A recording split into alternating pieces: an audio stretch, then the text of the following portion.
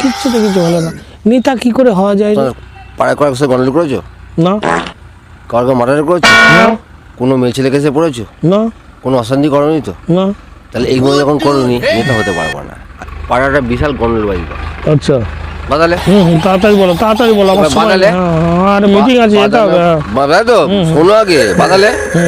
এবার গন্ডলটা বাদিয়ে তুমি সরে গেলে, এবার যে পুলিশের কাছে ধরা পড়লো, তুমি মার আগে ছাই নিয়ে আসলে, আচ্ছা নামটা তোমার ফেটে গেল, নো অমুক আমায় ছাড়িয়েছে। আচ্ছা। এদিকে তুমি যে পোয়ায় মাছ দিয়েছো সে কিন্তু বুঝলো না। না না না। এবার কথা আচ্ছা, হচ্ছে তুমি কোথাও গিয়ে একটা মার্ডার করে চলে আসলে, পুলিশ দেখলো না তোমার নাম ডাক।